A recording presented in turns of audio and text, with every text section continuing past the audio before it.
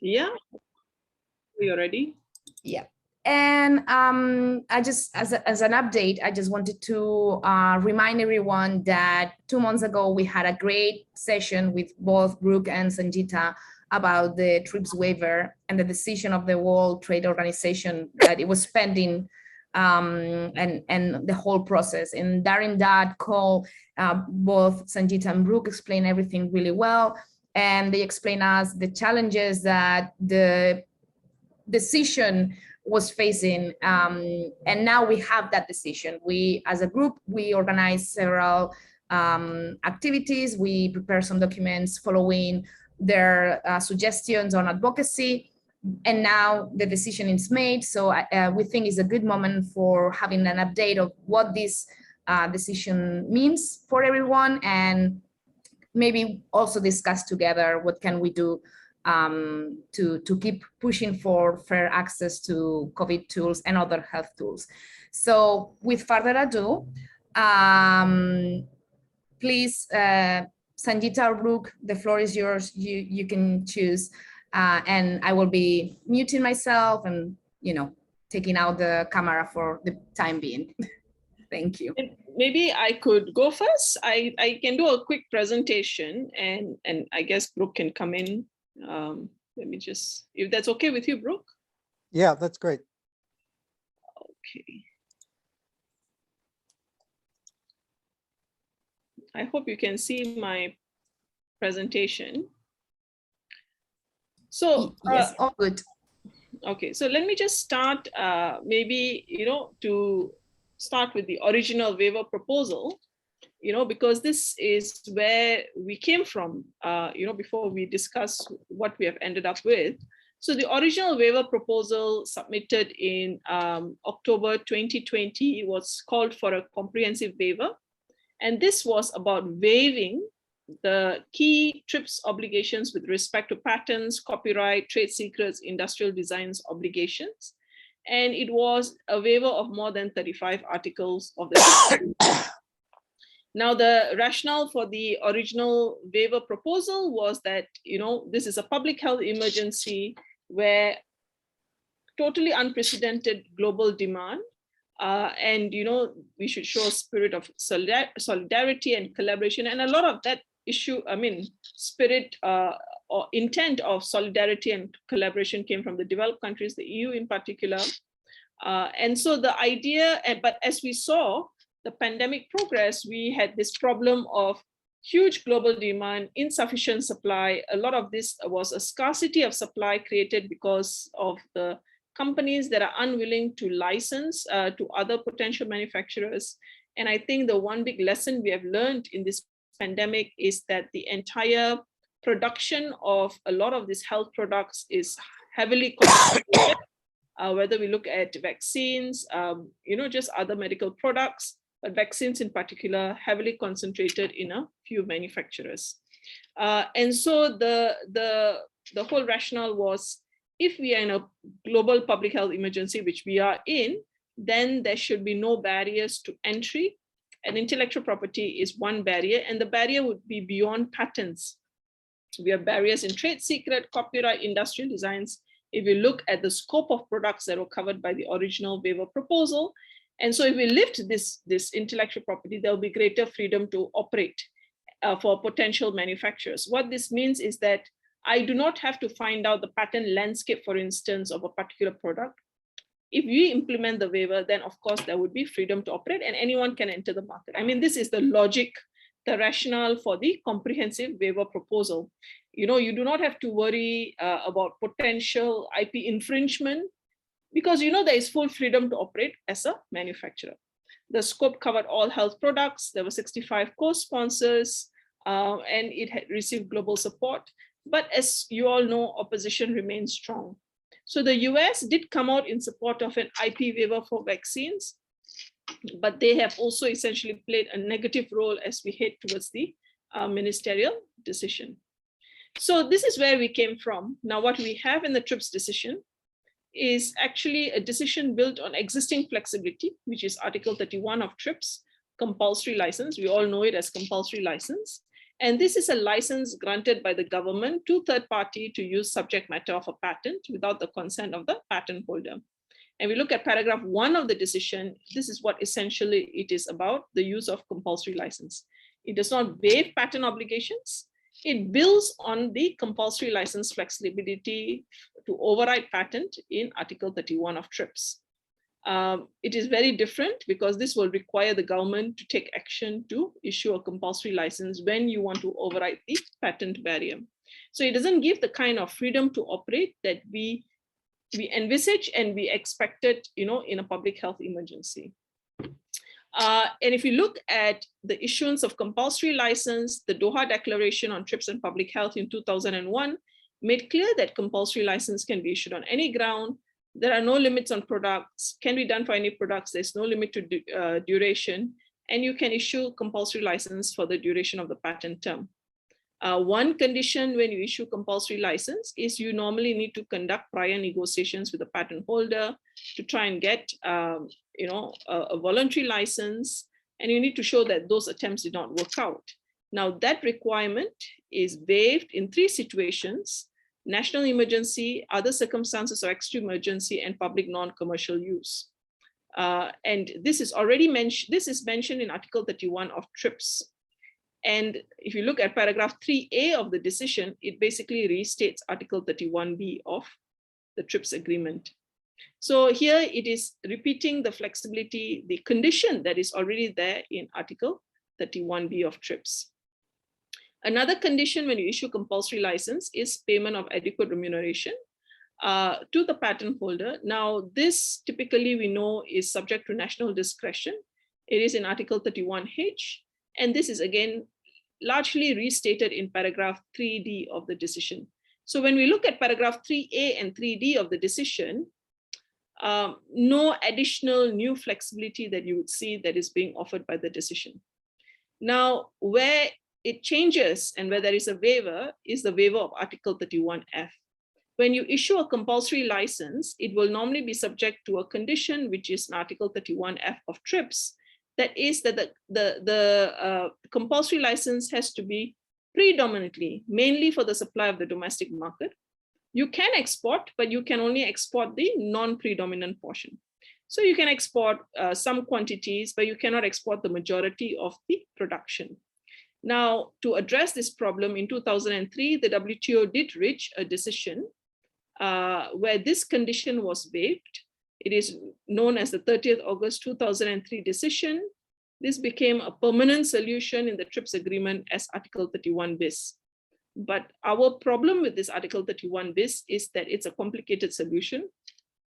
Many procedures, very specific requirements for notification, and as we all know, it's been largely unworkable. It's only ever been used once. There was an attempt recently in the context of COVID-19 where Bolivia made a request to import from Canada, where BioLease, a Canadian company, said yes, they would be willing to supply under this decision, but the Canadian government did not issue a compulsory license. So I mean, that's because of so complicated Canadian requirements, implementing complicated Article 31 bis. So what we have is really a waiver of Article 31F, again, in this decision, in the context of vaccines. So we can say that this decision is an improved version of Article 31 bis of TRIPS, but it's limited to vaccines. It says that no later than 6 months, therapeutics and diagnostics will be addressed. This is paragraph 8 of the decision. And this was discussed at the TRIPS Council on 6 to 7 July. I mean, there is strong opposition, I would say, from the developed countries, UK, Switzerland, although they say they're going to engage constructively, but we expect strong opposition. Now, why was therapeutics and diagnostics not included? This was because at the beginning of this year, when the Director General issued, the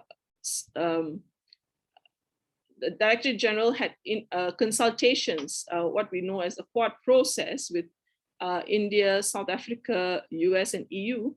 The US made clear that they are not willing to discuss any decision unless it was only limited to vaccines.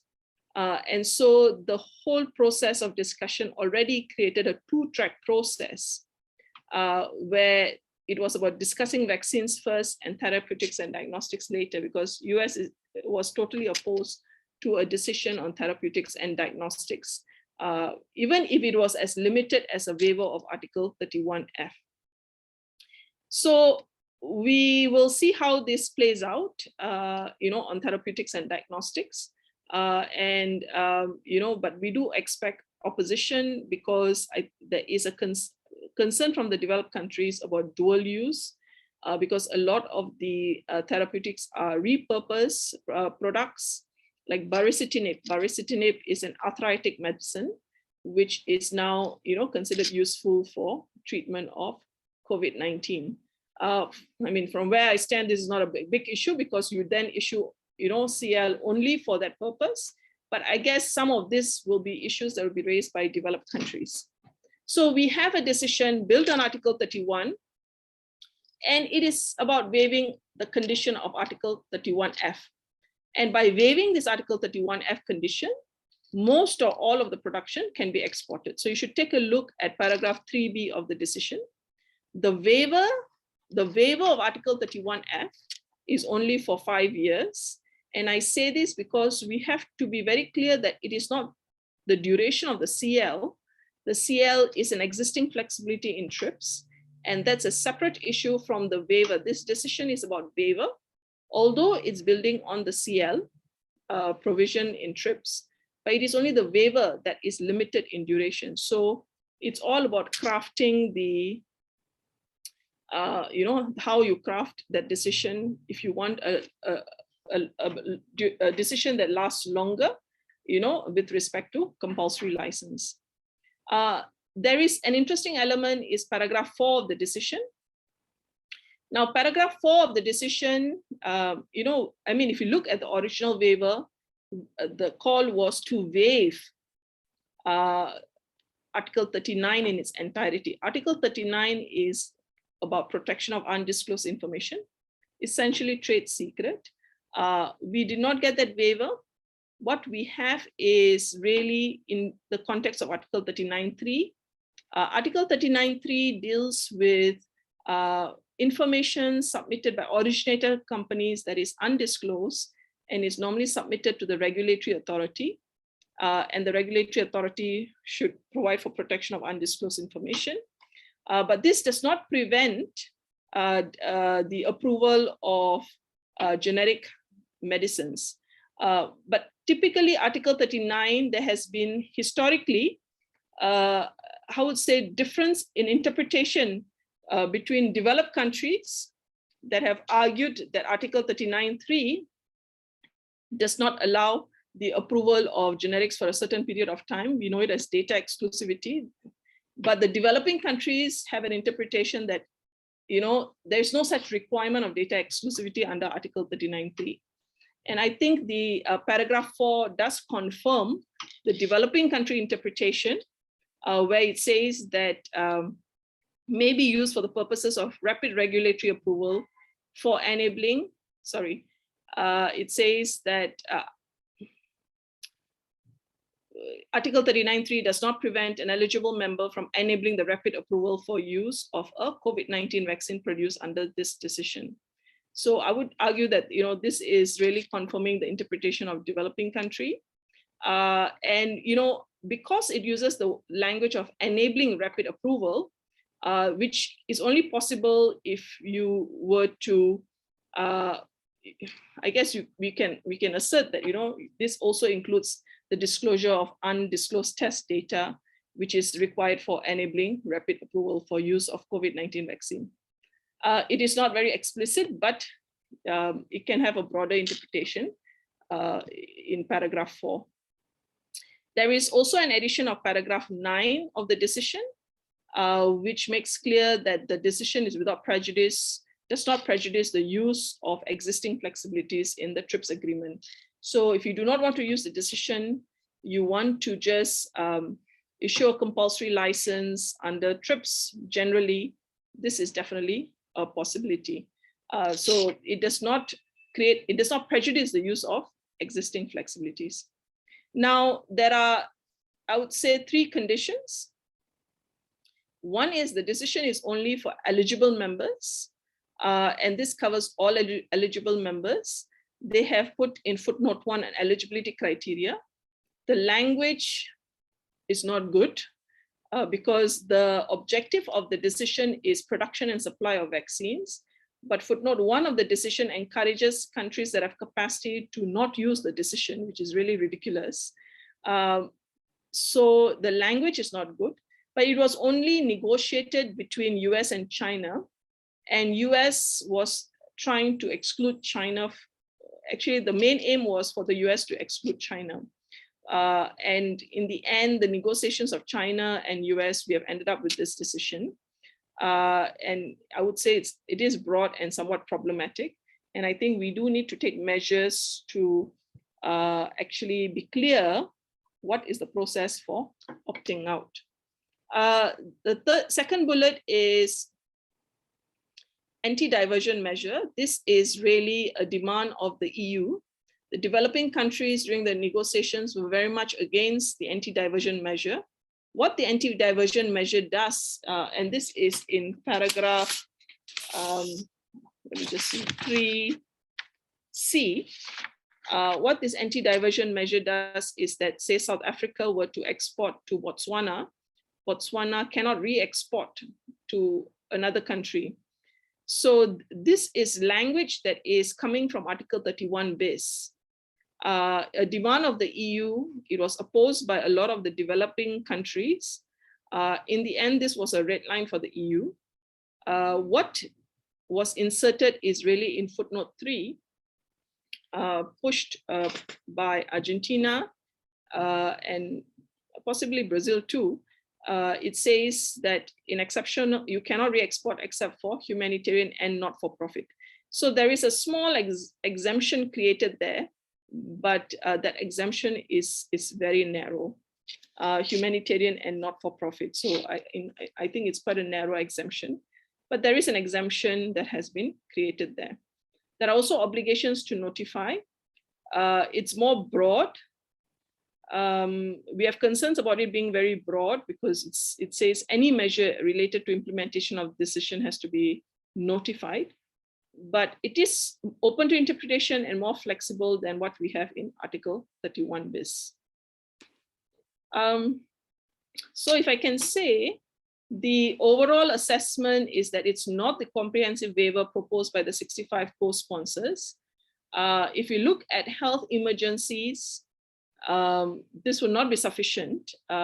So it's nowhere close to what we need to address health emergencies and to lift intellectual property monopolies. But that kind of a waiver was really strongly opposed, even by the US, actually, although US said they were in favor of IP waiver for vaccines. My understanding was the US was also opposed to waiver of, for instance, Article 39, which is on trade secrets. So the final decision has one waiver of one condition attached to the use of CL. The decision is an improvement to the text the Director General released. Well, it was first leaked in mid-March, and then the Director General formally communicated to the TRIPS Council on 3rd of May, which had several TRIPS Plus provisions. And I can highlight like the key areas, if you like, it has improved.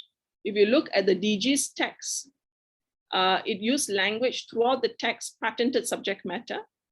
And this text has changed to subject matter of a patent, which I would argue is much more broader than patented subject matter. It has also removed the requirement of patent listing. If you recall, we discussed this. There was a TRIPS Plus provision which says that you needed to list all the patents that would be covered by the CL, which is really an impossible task, and that has been removed. There is a small exception created to the anti-diversion measure.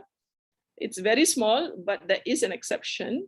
Paragraph 4 has been changed compared to the previous text, which we think is much better. Paragraph 9 has been introduced.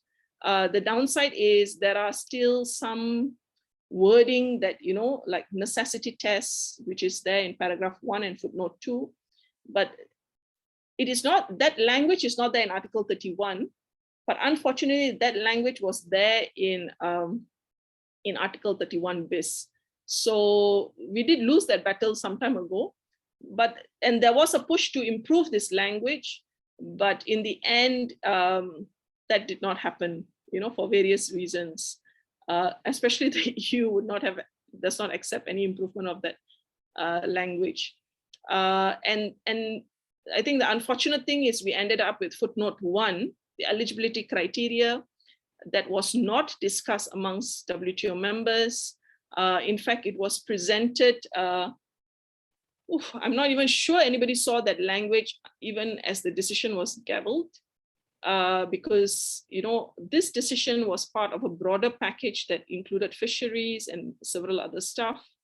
I think the US had agreed with China, but they held back that language, did not share it until there was final agreement. This is my speculation. I could be wrong. That in the end, it was just released at the back of the room and nobody really saw it. And so that is a problem. We have a situation where the Secretariat has now issued a record unilaterally and put down, China's statement that it made, because China had already said way back early May that it will not use the decision, but the US was not happy with that kind of a statement. They wanted it binding, and that is why you see in footnote 1 reference to binding commitments. It's very strange to make, kind of absurd to make statements that you make to be legally binding commitments. And so this is why we have this kind of a language that we have in footnote 1. And I think we do need to work on clarifying the process. Not clarifying, we should put forward our understanding of the process for, opting out. Now, who could benefit from this limited waiver?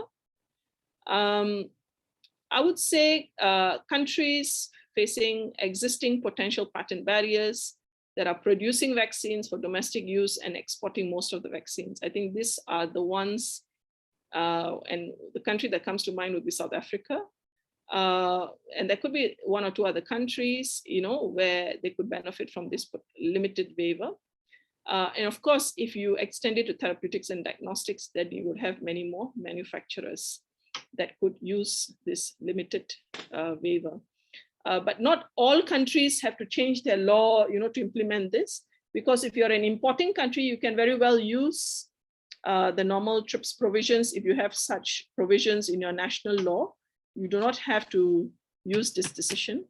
An often overlooked paragraph is paragraph 2 of the decision, especially the second part of the decision, which says that for the purpose of this decision, the law of a member referred to in Article 31 is not limited to legislative acts such as laying down rules on compulsory license, but includes other acts such as executive orders, emergency decrees.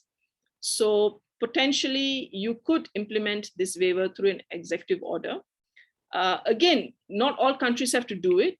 It's really if you're facing a potential or existing patent barrier, you're planning to, or you are already manufacturing for domestic and are planning to export most of the vaccines, then you need to use this, then this decision could be useful. And of course, as I mentioned, if we expand to therapeutics and diagnostics, it would be more useful, definitely. Now, how have we got here? I think this is just opposition of developed countries, also some strategic error mistakes by the co-sponsors, but largely oppositions from the EU, because the EU since June 2021, once US said that they would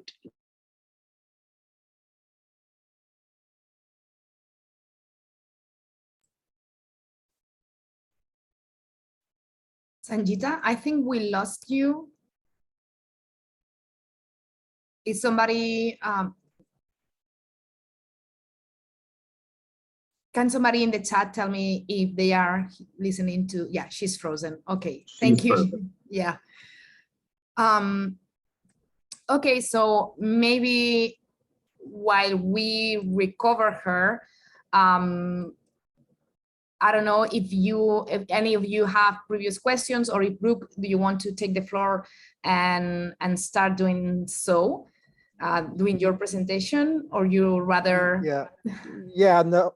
Let's see if Sangeeta rejoins. Yeah, rejoins, which may be the quickest route, because I don't want to cover what she wanted to cover. So let's see if she can rejoin and finish. Perfect. I mean, she definitely fall from the call now. I cannot even see her name. Yeah, so she's probably trying to rejoin. So let's just give her a minute. Sure. In the meantime, I just want to point out that I finding Sangeeta presentation really interesting to understand the geopolitical game, but also to see the limits that the current decision impose into the access. Because if she was mentioning that basically South Africa is going to be one of the only countries that is going to be directly benefited by the decision, which is good. It's more than before, but I think that's food for our brains and for the later discussion as a group. Well, let me explain partially that aspect of what Sangeeta said, and I'll let her know that I've done that. So I hope the presentation made clear that the waiver is only with respect to patent rights, only one kind of intellectual property rights that is a particular concern, especially for vaccines. To be able to manufacture vaccines at commercial scale with what's called good manufacturing practices, meaning assured quality built in with good quality assurance systems, you need to have a whole set of complex information about the machinery that's used, the processes that are used, the tests that need to be done, the quality control standards. And this is a very, the vaccines, even the messenger mRNA vaccines have very complex manufacturing processes. And so all along, we've heard from the beginning, even from Moderna, it said, well, we're willing to waive our patent.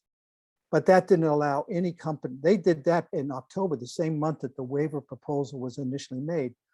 But no company was able to use that promise to actually start vaccine production of a Moderna clone, because no company had the know-how that Moderna had built up to how to manufacture a commercial scale. So what makes the messenger RNA technology transfer hub in South Africa somewhat unique is it has already created a clone of the Moderna vaccine. And it is independently developing its own know-how, starting from scratch, but with a lot of input from experts around the world and using a lot of publicly available information. The messenger RNA tech transfer hub is actually developing commercial scale capacity and expertise that it will be licensing to spoke entities in other countries. And so the reason South Africa and the hub can take advantage of even this limited decision is because they're developing their own know-how. Because Moderna is not sharing, Pfizer is not sharing. So it's had to some extent start from scratch. No other company that we know of that's blocked by a patent is in exactly that same position. There are some other messenger RNA vaccine manufacturers in other countries. There's one in India. There's one in China. I believe there's one in South Africa. So all of those companies, are developing their own know-how and their own patents on their messenger RNA vaccines. But the hub in South Africa is the one company that, in terms of a blocking patent that Moderna has, can have some benefit with respect to the COVID-specific vaccine only. But it does not cover other potential uses of the tech platform. The waiver doesn't even cover that. Sangeeta, I was just trying to explain a little bit what you said about only South Africa hub being potentially able to use the existing decision with respect to the waiver. But then we wanted to let you finish your slide before I jumped in. I'm so sorry. I just realized I was not charged and I just crashed. No worries. But I think I was almost to the end while the PPT is opening. I think the main thing is really the fact that, I was just talking of the opposition, right? The EU wanted CL, so it's built on the CL. That is why the whole decision is linked to the CL mechanism. The US only wanted vaccines. So that's why it's limited to vaccines. They said in 6 months, we can deal with therapeutics and diagnostics, which totally makes no sense, because if you look at Article 31 bis, the US is already part of it, and it covers therapeutics and diagnostics. Although the definition of pharma products is perhaps not the broadest in Article 31 bis, the US wanted eligibility criteria. That's why eligibility criteria is there. Now, once the Quad process became over and the DG communicated the text to the TRIPS Council, the UK and Switzerland came in with their own demands, and I think we spent like two to 3 weeks just pushing back against the UK proposals. They made proposals throughout the text, patent listing. They wanted to limit the scope of the waiver to only the final product. They did not want it to extend to ingredients, and then they want a pre-shipment notice, across the board. And I think just on footnote 2, subject matter of a patent, which we should not even have to discuss, because under TRIPS, there is no logic, there is no requirement, there is no definition of subject matter of patent. But we spend so much time, I think like almost a week, discussing just footnote 2 and different various formulations of it.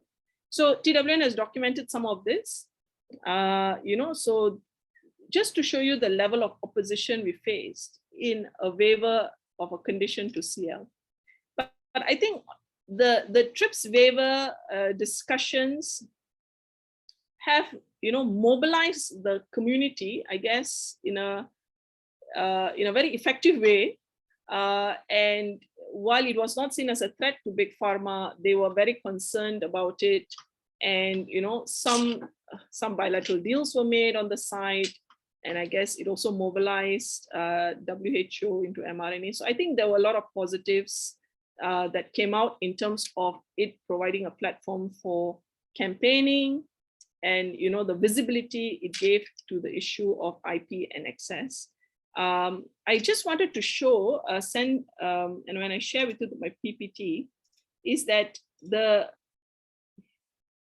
if you can allow me to share my final screen, I think you have to enable me to share. Dala? I'm trying. As I was saying before, there's so many things we have done to ensure, yeah, now you are. Thank you. Okay. So just to say that we spent on the TRIPS decision, but just one more thing is that also on the decision is there was another decision which got less attention, which is the Ministerial Declaration on WTO response to COVID-19 pandemic. And this was really started from a trade and health agenda of the EU. And essentially their main aim was to show that the approach to pandemic is a non-IP approach. So they're pushing this whole trade and health initiative. At the negotiations, the developing countries were pushing on IP and health. And you'll see that in the end, what came out was nothing much, because a lot of the proposals, like South Africa had a proposal on for future pandemics, we will discuss an IP solution, just a process issues. And the US was dead set against it. They threw a tantrum, they walked out of the room. I know India proposed language on flexibilities, how it should be interpreted, in favor of public health. That also was a no-go. But there is a paragraph there which talks about reviewing WTO rules, and that includes intellectual property. So that's still on the agenda.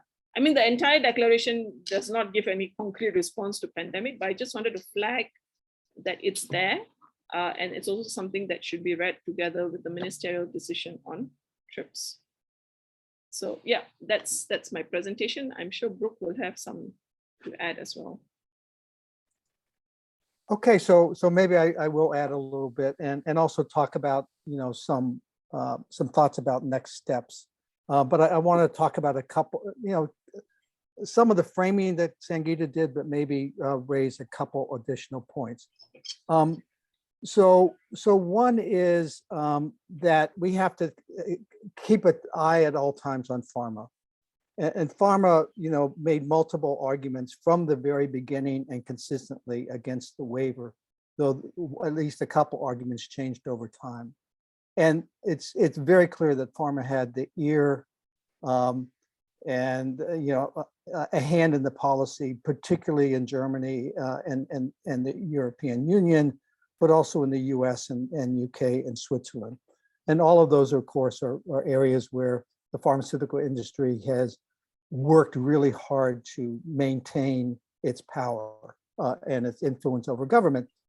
And in the context of the pandemic, to some extent, rich countries where the innovation was often happening, or at least being translated into final products, knew that they were going to be first in line and that they would get preferential supply. So to some extent, the system worked for them in the sense that public investments resulted in very quick development of key technologies. Countries that made those investments got preferential access to first quantities, and rich countries to some extent were able to have, particularly for vaccines and now for therapeutics, preferential supply and stockpiles, and such big stockpiles that hundreds of millions of doses of vaccines are being destroyed from excess quantities that they reserve. So there was this kind of unhealthy coalition between countries that knew they could be first in line and the industry that they were protecting, right? And to some extent made subtle threats against them. You will be first in line if you continue to protect us, right? I think that's the background message that the industry was able to send. But the industry made, from the very beginning, said two contradictory things. One, IP is not a problem, but you must do everything to protect IP. Now, anyone who thinks rationally would think, well, how can both those things be true? Why can IP be so essential to production, but then not be a problem with respect to access when we have limited supply and high prices and inequitable distribution? But that's what they said. And the strategy of delay that was principally the strategy of both the US and of the European Union did change the conditions on the ground to one of scarcity at the end of 2020 and early 2021, when vaccine access was first being rolled out in rich countries, and June of 2022, when there was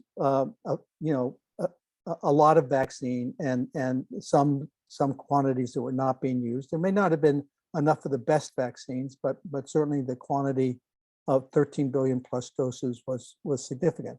And so they said, there's no problem with supply, and the European Union in particular said there's no real problem with supply. Industry said there's no real problem with supply. There may have been a problem with hoarding. Industry acted as if it was innocent with respect to hoarding, but of course those are the companies that preferentially supplied countries that gave them money for R&D and that paid them higher prices. So the idea that industry would point their finger at its country governments for hoarding, but not recognize its own complicity in actually entering into those kind of agreements in exchange for having its R&D de-risked, its research and development de-risked, is really, really cynical. And even to the very end, Pharma has cried false tears about this decision. They describe it as a fundamental threat to their IP system, but as Sangeeta has, I hope, made very clear, there's one change in one very short provision of concerning Article 31F, predominantly for domestic use, which is already subject to multiple exceptions. For competition-based licenses through Article 31 bis, always the possibility of exporting non-predominant quantities anyway. And so it's really crocodile tears to say that this is a fundamental threat to their whole model of innovation and incentives for innovation. It's just preposterous. But I think what Sangeeta said is true, that industry did not want it to appear that IP was a problem at all. They want IP to be seen as a solution. Pat us on the back because we come up with these products. If you're in a rich country, you get it first. If you're a rich person, you get it first. And we don't care that much about poor countries. And at the end of the day, maybe we'll let some trickle down, but it's really, they won't say that out loud, but that's certainly the practice. So that's, I think we do have to, continue to place a lot of spotlight on the companies and then, of course, the rich countries that supported them. I think an aspect of the decision and how it was framed might need a little decision. I mean, Sangeeta explained that high-income countries, what are called developed countries, are excluded from being able to produce and export or to import, to benefit from production someplace else and import. There are eligible countries are developing countries only, with the exception of China, which, quote, voluntarily opted out and was recognized to have done so.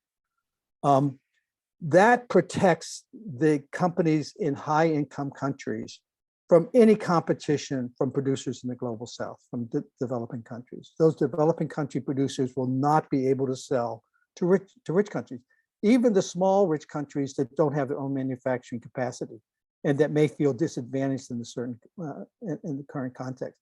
There are high-income countries that were second last in line. I mean, they did not get the kind of preferential access that the EU and the US got. But there was also an effort to say, well, we're doing this to protect the new regional manufacturing centers that are being developed in developing countries. And that was an argument that resonated with countries that have industrial policy with respect to pharmaceutical manufacturing capacity. And those countries, certainly India historically and to the present, South Africa to some extent with the hub, Brazil to some extent, which has consistently pursued an industrial policy on pharmaceutical manufacturing capacity. And so it was a somewhat cynical argument. We're protecting you from competition from companies located in the global north, but you'll only be able to sell in the global south, okay?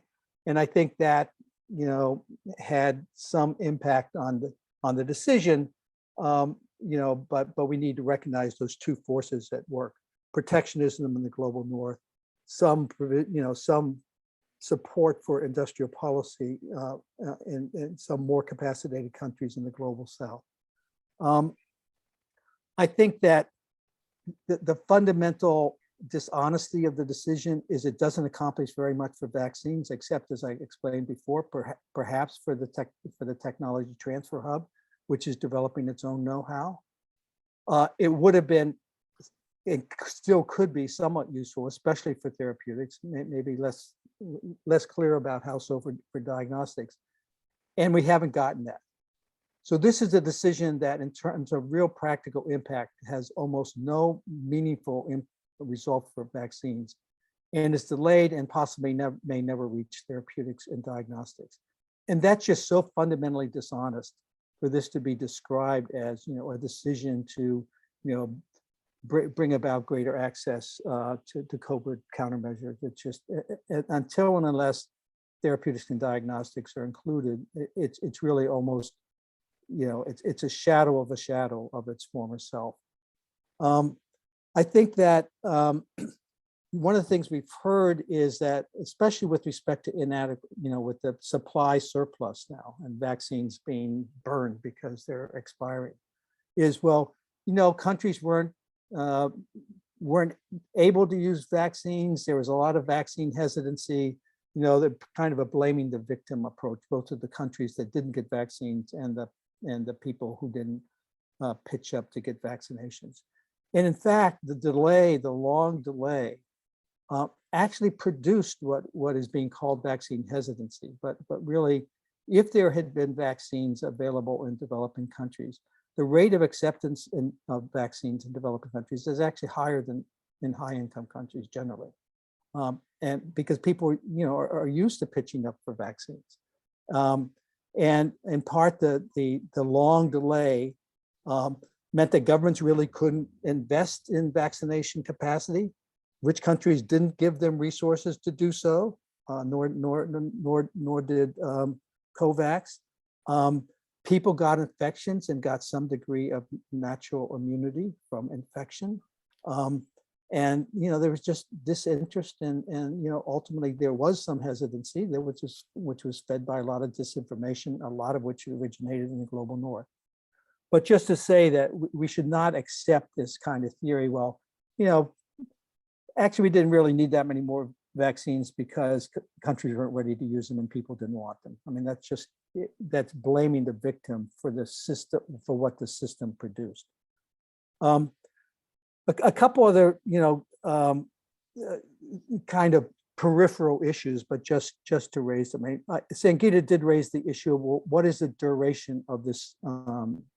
The duration of this new authorization system that's set up. Authorization system is 5 years, and Sangeeta said, well, but you can issue a CL for the purpose of the CL beyond that 5-year limitation.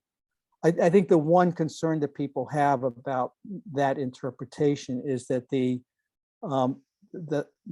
clause, paragraph 1 of the decision does talk about the authorization being used to gain access to vaccines necessary to address the COVID-19 pandemic.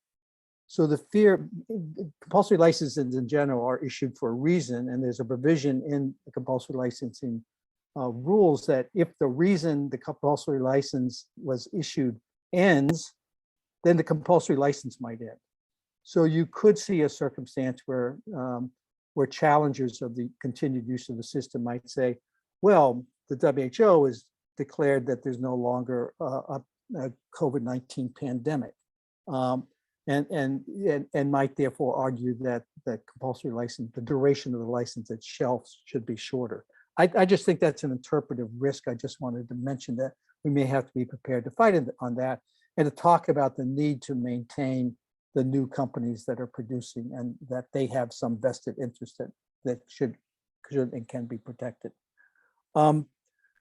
This does not solve the multiple jurisdiction problem that a total waiver would have solved, because there will still need to be compulsory licenses potentially issued in multiple countries to produce and export all the components to make a final product.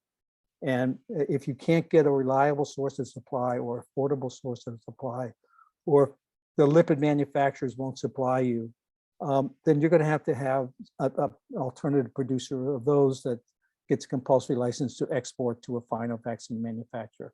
So there's still this kind of complicated web of compulsory licenses that might have to be issued in multiple jurisdictions to put together a final product. One of the great ironies in all of this is that the US was the first country to issue a government use license protecting a company that was making vaccines for it. Moderna has inserted in a patent infringement suit brought by another company that the government had agreed to basically take on any responsibility to pay adequate remuneration. It basically is arguing, we got a compulsory license, a government use license to manufacture for the US, in the US, and you could not sue us for infringement. Your complaint is against the US government. And the US government wrote that into its contract with Moderna. So for all intents and purposes, the country that is not only issued the first and as far as we know, only successful compulsory license, it's also one of the biggest licenses because there's a huge quantity of Moderna vaccine sold in the US. And so, this is a huge, and of course that the system works, the existing compulsory license system, even with 31F, works for a big rich country like the US, and maybe only for the US, because it's got a big enough market, it's got enough producers, it can manufacture domestically. It doesn't have to, worry about whether its market is big enough. But that's not true for most other places. What I really wanted to talk about for at least a couple more minutes is we're not done, and we're not done in multiple ways in fighting against the COVID apartheid that we're seeing. And now the monkeypox apartheid, and everything repeats over and over again. It's like we're in Groundhog Day, if you've seen that movie. So people are certainly, I think, going to want to fight to get the decision extended to diagnostic therapeutics. It's really too bad that the proponents have stated that they're willing to have a long process all the way to December. It seems to me it should have been decided this month. There's nothing really, there's nothing new to think about. It's all been discussed ad nauseum for 20 months now. But there are things that countries can do. Countries can decide how, South Africa can decide, okay, this has got a limited benefit for us, we're going to use it. Other countries can decide whether they're, have any usefulness for the new decision, especially if it extends to therapeutics. But there are 10 other ways that countries can get access to the intellectual property rights that are needed for that could help with production of COVID countermeasures that are alternatives. I've written a paper about that. I'll give people a link to that paper. Jamie Love wrote a more truncated earlier version that describes, and some of these are actually superior to what the current proposal, current system is. But we also know the country, more to the point, countries need to domesticate all of the TRIPS flexibilities they can, including this one, and they need to use them. They need law reform, but they can also, even short of law reform, they can use the same kind of mechanisms of executive orders and everything that Sangeeta talked about that's built into the new decision. They can use that for COs in general. There's nothing in the TRIPS agreement that says a country can't decide to issue compulsory license pursuant to executive orders. It's just, it's just no, that's not true. If they have a legal framework that says the only way is through mechanisms that's set up, and they don't have a provision for emergency rules to override that, that might be a domestic law problem, but it's not a TRIPS problem for them to do so. So they need to adopt flexibilities, they need to use flexibilities. It will be better if they do it in coordination and collaboration with other countries, right? So there are 4 countries that are now seeking compulsory licenses on Pfizer's Paxlovid, the outpatient antiviral medicine, which is hopefully going to be quite effective. And there should be even more Latin American countries that issue such a license. And any country that's blocked with respect to a COVID technology should consider, and this is especially true for upper middle income countries with respect to the new therapeutics, they should consider seeking compulsory licenses if need be to be able to import the needed produce and use, or produce and export, or to import the needed quantities. But I think we also have demands then still against rich countries. Okay, the WTO is a failed forum. It's a so-called unanimity process. All the countries have to agree. Unfortunately, they could all agree to a bad decision. They couldn't all agree to a good decision. The future will dissect why we can have unanimity on bad decisions and not on good decisions. It's a paradox of international relations. But countries can unilaterally disarm. People may remember in 2000, President Bill Clinton issued an executive order that he would no longer seek trade sanctions against countries in sub-Saharan Africa, as it had against South Africa, with respect to countries' efforts to use TRIPS compliant flexibility to access medicine for HIV. There was a unilateral decision to disarm from those kind of policies in the US in the end of in mid and late 1999. And it's because AIDS activists hound dogged what was called bird dog, Vice President Al Gore and his presidential campaign to challenge his support for the US sanctions and threats that were being made against South Africa. US could once again be demanded to unilaterally disarm itself from bringing trade threats against countries that use countermeasures, that use measures to overcome intellectual property barriers to COVID medicines. The US can indicate that it actually will not oppose the countries that are seeking compulsory licenses on Paxlovid by Pfizer.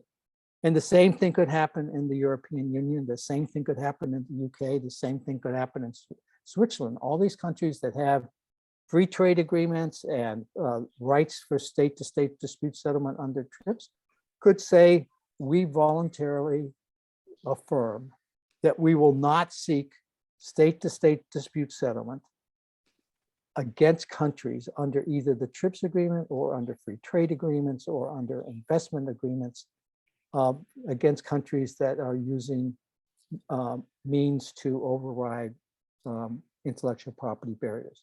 And that could extend even beyond patents, that could cover trade secrets, copyrights, and industrial design. And I see no reason why we shouldn't be making those kinds of demands against rich countries. Okay, you wouldn't do it at the WTO, but now we're going to say you could do it yourself, and you can say we're not going to bring sanctions. We're not going to. And the U.S. files special 301 complaints and designations, and the EU could do the same thing. And so I think that the WTO is not, never has been, never should have been the single forum for people thinking about how to access countermeasures. That countries should have been acting more proactively on their own behalf and need to do so now to the extent they haven't in the past. They need to use this decision wherever it would be useful to do so, but also consider the 10 other ways that they could override patent barriers and trade secret barriers to COVID countermeasures. And that demand should be made against rich countries that they cease and desist from the kind of protracted campaign of threats and sanctions and withholding of preferences that has characterized their trade relations with developing countries that have tried to use TRIPS flexibilities in the past. So that was, I hope, a short and useful introduction to what some future action might be, without not meaning to diminish that we do want to get an extension of the decision to therapeutics and tests. Thank you very much, Brooke and Sangeeta. I think you made a clear explanation. And if you feel okay, I will do follow up with you via email to get more information so I can support the CAP for this advocacy. And there is a question. There is a question in the chat. If you have time to explain that, it's basically to remind why other countries will not benefit as much as South Africa. I think some parts were missed of the explanation you were explaining about the hub, but also, and this is a question I do also have, it would be possible for the South African hub to actually do this tech transfer to these countries? Like, can we, cook our own vaccine and, go for it instead of keeping asking for this tech transfer that is not happening at all? So that would be the two questions. Okay, yeah. So again, the reason I emphasized that, and I think Sangeeta emphasized that the hub would benefit, is the hub is trying to do three things with respect to innovation, and then a very interesting thing with respect to sharing that innovation with others. So it wants to develop a Moderna clone, literally, almost an exact copy of the existing Moderna vaccine. But it's already trying to develop a more heat stable one that doesn't need that super deep freeze storage that the Moderna vaccine needs. And it's entered into a new manufacturing and innovation agreement with another company to help accomplish that. But then it also wants to develop the messenger RNA technology platform. Once it knows how to do the Moderna vaccine and the improved vaccine, it can put other messenger RNA onto that technology platform to address other health needs. HIV possibly, tuberculosis possibly, malaria possibly, dengue fever possibly, Zika, a bunch of health conditions for which vaccines and or therapeutics are desperately needed. And that's one of the nice things about the messenger RNA platform is it is adaptable to many other diseases in a way that some other technologies are not. Okay, so that's what they want to produce. And what the decision says is they can get freedom from patents on COVID, the COVID specific vaccines.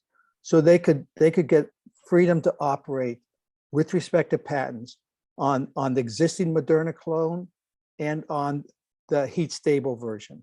Okay, they could override patents using this decision if that's what they wanted to do. Their agreement with their spokes is, and their spokes are in multiple other countries. I think they have 17 spokes in 15 countries, if I remember.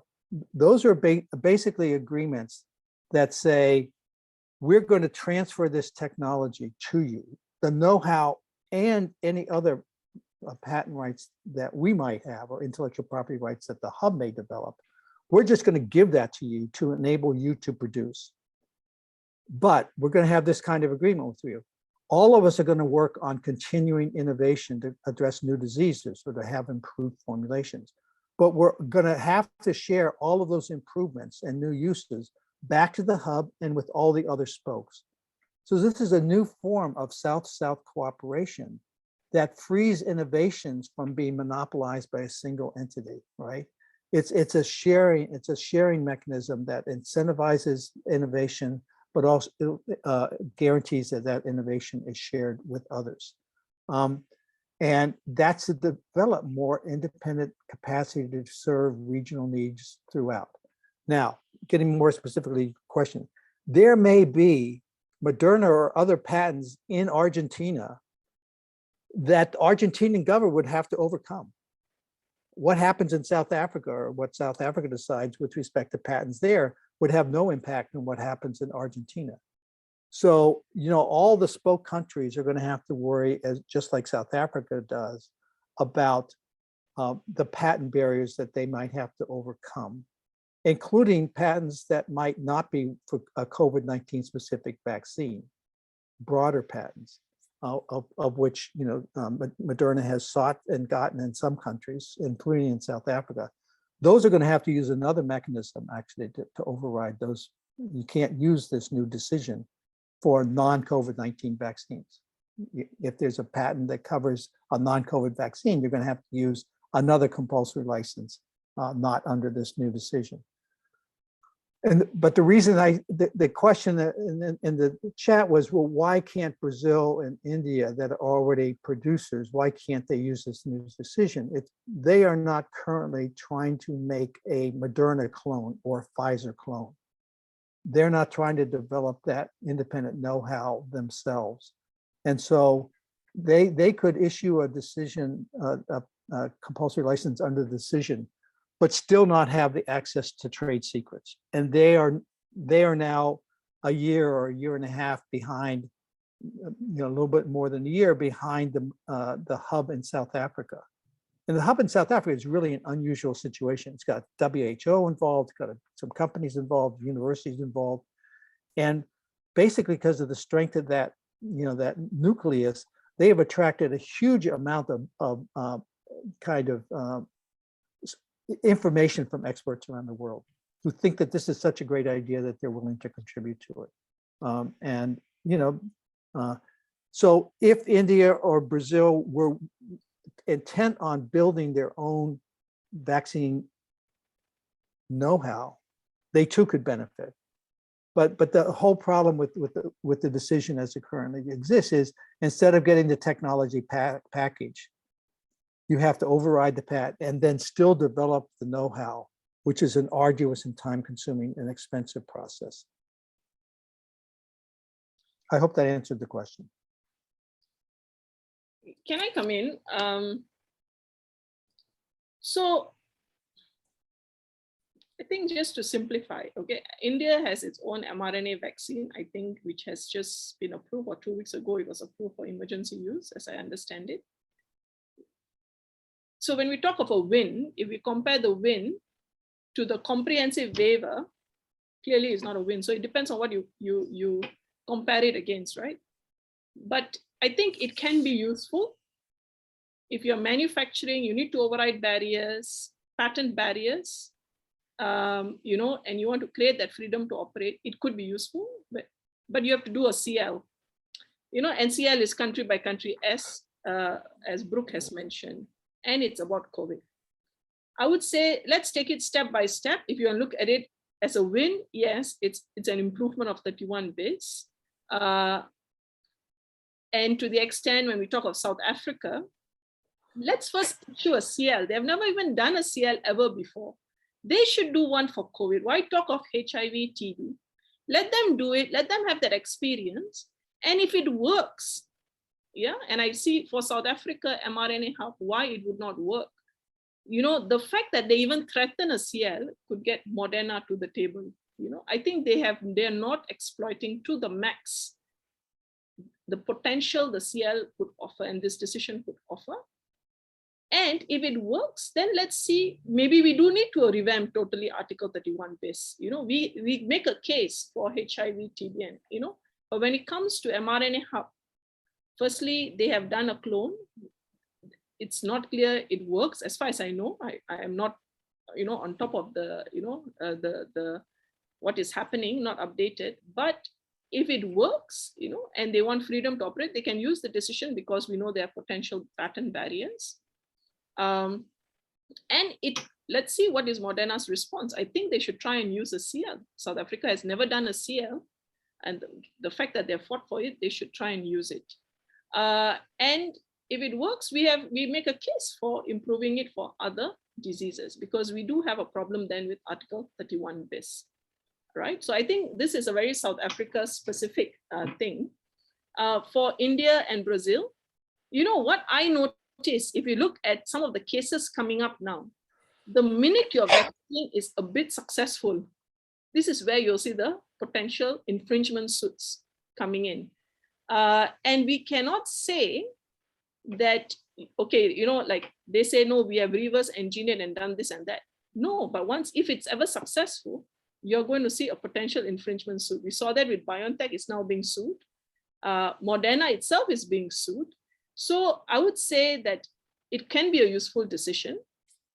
It is very limited. I mean, there is no doubt about it. So, whether you want to call it a win, and I do not know, but we have a limited decision.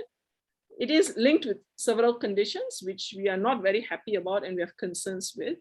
And it is whatever it is. And I think countries should use it, whether it's India, Brazil. I mean, you may not need the full technology, but if you look at lipid nanoparticles, the LNP that goes into mRNA, you may still have a patent issue, or you may have a potential patent issue, right? And it could become useful to issue a compulsory license to just ensure that the manufacturer is protected. So I think these are all issues for consideration. It's a tool which is there for countries to use. And of course, to the extent it's extended to therapeutics, is even more useful.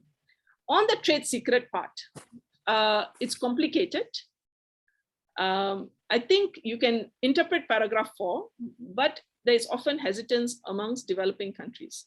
What I would say is, when we look at vaccine, the one big issue which we face is the fact that there is no regulatory pathway for the entry of similar vaccines.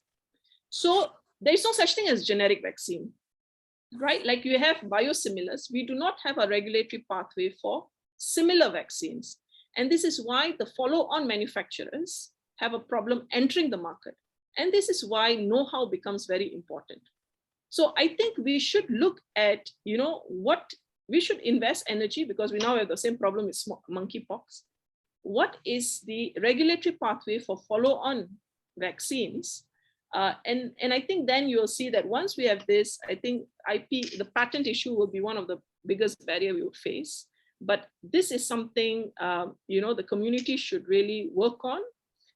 It's quite scientific. I think TWN is quite interested in taking this up. We also have a similar issue, regulatory issues for biosimilars,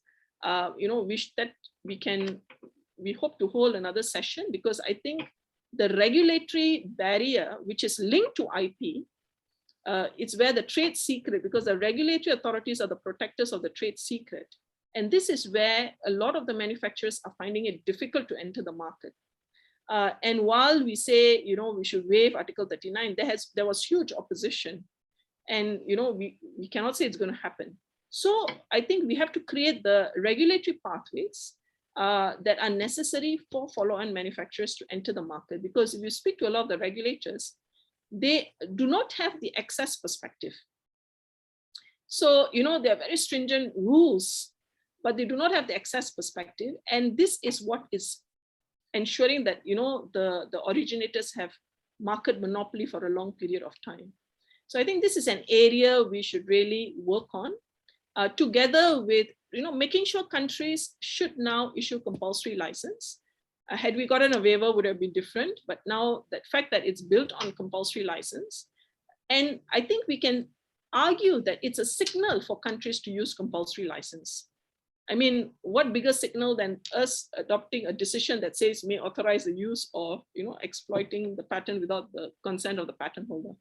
So we should get countries, and this is where again community comes in, to say, look, this is a signal from the international WTO authority saying you should use compulsory license. Even if you don't use the decision, you should use a compulsory license. And if you're a manufacturer that's going to export, then you should definitely use the decision. So I think it sends a strong signal for us to all be using the compulsory license flexibility, including India and Brazil as well. So I think it's a win from that perspective. Yeah. Thank you very much. I think both combinations and both explanations have made us to have a clearer picture of both the decision and what it implies, but also the way to move forward as advocates. And I really want to thank you again, your presence. I may take your word, Sangeeta, about maybe we can do another session on, because we learn a lot with you guys, and to move forward, it could be amazing. And also I will be writing to you about what specific things can we do from the CAP to support the access and intellectual property issues. Sorry by the noise. We are a bit late on the time, and I know people have to jump to other calls. But again, I want to thank you both for your support and how you explain everything. It's amazing, and we will call you back again. I'm sorry, you're so great that we will be calling you again. Thank you. Thanks very much. Yeah. Thank you. Bye.